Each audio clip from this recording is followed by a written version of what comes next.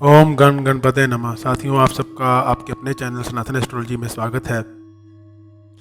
क्या आप सब लोग भी कुछ इस प्रकार की समस्याओं से जूझ रहे हैं जिसका अभी तक आपको निदान नहीं मिला है? आपने बहुत सारे उपाय करके देख लिए लेकिन आप अभी भी उनसे ग्रसित हैं। जैसे कि मान लो आपके घर में क्लेश है, पति पत्नी के बीच में झगड़ा है, या नौकरी नहीं है, ये नौकरी लगी है तो उसमें प्रमोशन नहीं मिल रही है। तो इन सारी चीज़ों का समाधान आपको आज इस वीडियो के थ्रू मिलने वाला है।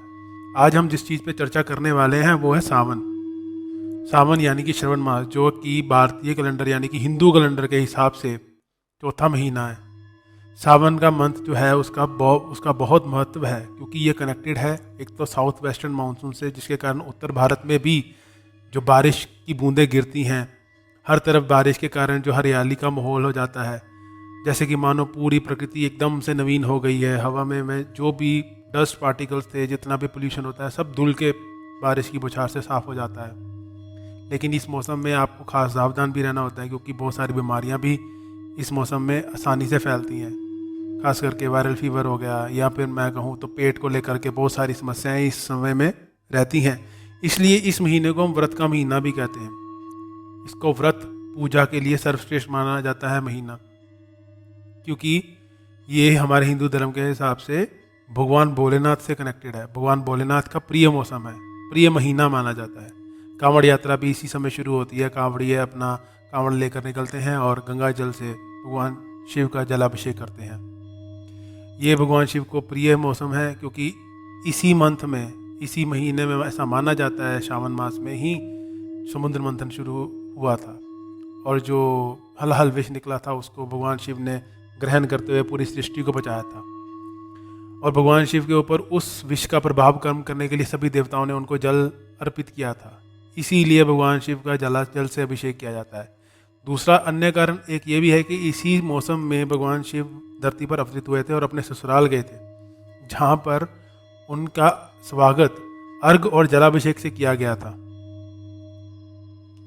इसलिए शिव कृपा को पाने का यह सबसे उत्तम समय माना जाता है, क्योंकि पुरानी हमारे धर्म ग्रंथों के अनुसार शिव जी इस समय पे धरती पे आते हैं और अपने ससुराल जाते हैं, और उनको आसानी से आप प्रसन्न कर सकते हैं। भगवान भोलेनाथ का नाम भोलेनाथ इसीलिए है कि वो बहुत भोले हैं। आप बस एक जल लोटे से भी उनको प्रसन्न कर सकते हैं। यानी कि आप उनकी एक इस मौसम में, इस जो सावन का मास है, अगर इस 4 सोमवार जो आते हैं, ये इस बार का जो सावन का मास है वो 14 जुलाई से लेकर के 12 अगस्त तक है। इसमें 4 सोमवार पड़ते हैं।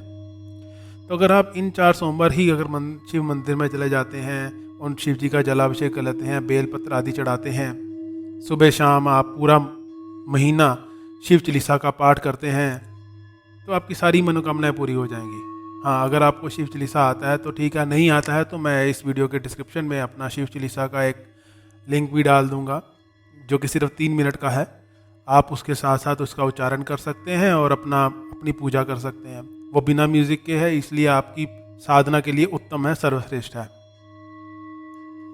तो आपकी जितनी भी समस्याओं का जिक्र मैंने ऊपर किया था, जैसे घर क्लेश हो गया, घर में बरकत नहीं है ना, पति पत्नी में संबंध अच्छे नहीं हैं, तो इस महीने में आप क्या करिए, आप हर सोमवार को, अगर सोमवार नहीं, वैसे तो मैं कहूँगा कि पूरा महीना ही आप शिव जी के मंदिर जाइए, वहाँ पे उनका जल से अभिषेक करिए।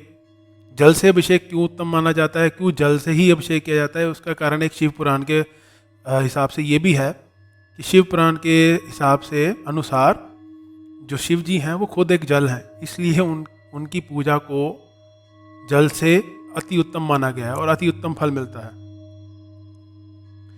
और दूसरा एक कारण ये भी है, हमारी पौराणिक कथाओं में वर्णन आता है कि इस समय में या इस सावन के महीने में जो भगवान विष्णु जी हैं वो योग निद्रा में चले जाते हैं। इसलिए ये समय भक्तों के लिए, साधु संतों के लिए उपयुक्त है। अगर मैं कहूँ तो ये एक प्रकार का पौराणिक व्रत है, जिसे हम चौमासा भी कहते हैं। यानी कि इस चौमासे के पश्चात क्या होता है कि पूरी सृष्टि का संचालन भगवान शिव के हाथ में जाता है। इसलिए इस महीने के प्रधान देवता जो है वो शिव जी हैं, और शिव जी को आप आसानी से प्रसन्न कर सकते हैं। भोलेनाथ को आसानी से, जो मैंने अभी आपको बताया, जिस प्रकार से आपको पूजा करनी है, बेलपत्र चढ़ा करके जलाभिषेक से, और सुबह शाम ओम नमः शिवाय का जाप कीजिए, साथ में शिव चालीसा का जाप कीजिए, वो बड़े इजीली प्रसन्न हो जाते हैं। अच्छा, अगर आप लोग ये भी सोच रहे हैं कि आप 16 सोमवार का, और कुछ ऐसे लोग हैं जो खास करके कन्याएं जो अपनी शादी के लिए, वैसे तो पुरुष भी आजकल अपने शादी वगैरह के लिए 16 सोमवार का व्रत रखते हैं, तो आप अगर 16 सोमवार का व्रत रखने का सोच रहे हैं तो ये महीना सबसे उत्तम है। इसी महीने के सोमवार से आप अपना संकल्प करके पूरी विधि के साथ अपने 16 सोमवार का शुरू कर सकते हैं, ताकि आपको पूर्ण फल मिले। अगर आप मान लो कि रखना तो चाहते हैं लेकिन आप 16 सोमवार देख करके 16 सोमवार का व्रत सोच करके घबरा रहे हैं या नहीं रख सकते, इस कंडीशन में, स्थिति में नहीं है, तो आप इस मास के जितने भी सोमवार हैं उसमें, यानी कि जो 4 सोमवार हैं उन 4 सोमवार ही अगर व्रत रख लेते हैं तो आपको पूरे 16 सोमवार का व्रत मिल जाएगा। हाँ, चौथे सोमवार को आपको बिल्कुल उजापन वैसे ही करना है जैसे आप 16 सोमवार पूरे होने पे करते हैं। तो इस प्रकार से आप रोज़ जल से अभिषेक करिए। हाँ, आप चाहें तो जल और दूध को आपस में मिक्स करके भी कर सकते हैं, या आप अपना ज़्यादा अपने स्पेसिफिक ही अगर करना चाहते हैं तो अपनी कुंडली दिखा करके आप अपने पंडित जी से, पुजारी जी से ये जान सकते हैं कि आपको अभिषेक कैसे उत्तम रहेगा, उस प्रकार से आप अभिषेक कर सकते हैं। तो इस प्रकार से आपके जितने भी आज तक की रुके हुए काम हैं, जो मनोकामनाएं पूरी नहीं हो रही हैं, बस ये छोटा सा काम करने से, यह शिव जी की पूजा करने से इस महीने में वो पूर्ण हो जाएंगे। तो साथियों, मैं चाहूँगा कि आप इस महीने का पूरा लाभ उठाओ। जो भी आपकी समस्याएं हैं उनसे आप इस महीने में भगवान शिव की पूजा करके निजात पाओ। आप अपना एक्सपीरियंस जरूर मेरे साथ शेयर करिएगा कमेंट सेक्शन में, और अगर कुछ आपको डाउट है किसी तरह का, कुछ समझ में नहीं आया, तो आप मुझसे वो भी पूछ सकते हैं कमेंट सेक्शन में। अगर आपको ये वीडियो अच्छी लगी है, जानकारी अच्छी लगी है, तो आप इस वीडियो को लाइक कर दीजिए, शेयर कर दीजिए, और हाँ, अगर मेरे चैनल पर नए हैं तो इस चैनल को ज़रूर सब्सक्राइब कर लीजिएगा। मैं आपसे मिलता हूँ अगली वीडियो में एक नई जानकारी के साथ। तब तक ले लिया, आप लोग खुश रहिए, मस्त रहिए, हंसते रहिए। जय श्री राम। ओम नमः शिवाय।